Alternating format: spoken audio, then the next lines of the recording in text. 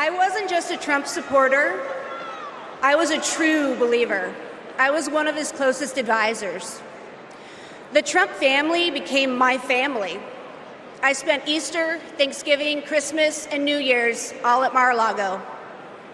I saw him when the cameras were off. Behind closed doors, Trump mocks his supporters. He calls them basement dwellers. On a hospital visit one time when people were dying in the ICU, he was mad that the cameras were not watching him. He has no empathy, no morals, and no fidelity to the truth. He used to tell me, "It doesn't matter what you say, Stephanie. Say it enough and people will believe you." But it does matter. What you says matter, and what you don't say matters. On January 6th, I asked Melania if we could at least tweet that while peaceful protest is the right of every American, there's no place for lawlessness or violence. She replied with one word: no. I became the first senior staffer to resign that day. I couldn't be part of the insanity any longer. When I was press secretary, I got skewered for never holding a White House briefing. It's because, unlike my boss, I never wanted to stand at that podium and lie. Now here I am, behind a podium, advocating for a Democrat. And that's because I love my country more than my party. Kamala Harris tells the truth. She respects the American people, and she has my vote. Thank you. Buenas noches, Chicago. So tell me, are you excited? Wow, what energy, what a moment. I have to tell you, I will never stop being the little refugee girl who came to this country at the age of 8. Thank you for inviting me to be here. Welcome to the second night of the Democratic National Convention. Let me tell you about the Kamala Harris I know. She is legitimately a joyful, optimistic leader. She cares about policy, yes, but she also cares about people and how that policy affects real people, not just the members of Mar-a-Lago. And you know what else? Kamala Harris, she likes dogs. And my dog, Cha-Cha, likes her. Dogs are good judges of character. So are cats.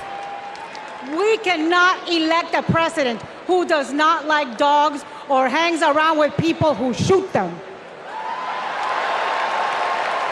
Now, let's be serious. Donald Trump and his minions call Kamala a communist. I know communism. I fled communism from Nicaragua when I was 8 years old.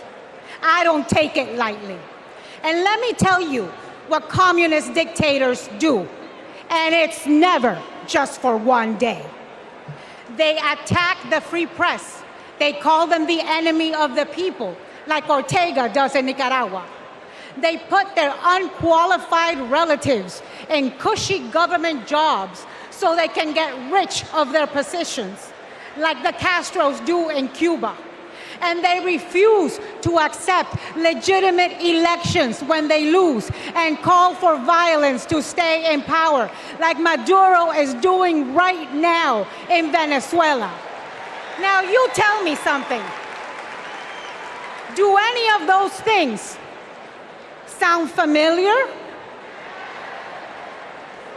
Is there anybody running for president who reminds you of that?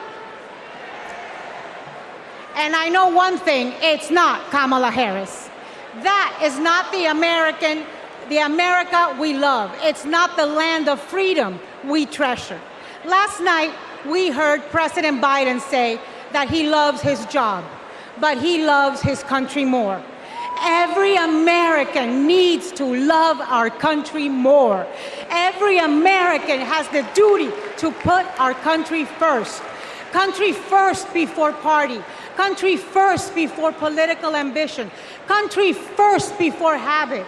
And in this election, putting country first means one thing and one thing only: voting for Kamala Harris.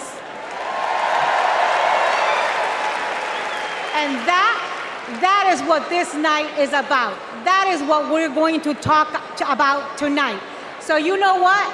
Let's get it started. Let's get this fiesta going. I have a confession to make. I'm a lifelong Republican. So I feel a little out of place tonight, but I feel more at home here than in today's Republican Party. The grand old party has been kidnapped by extremists and devolved into a cult.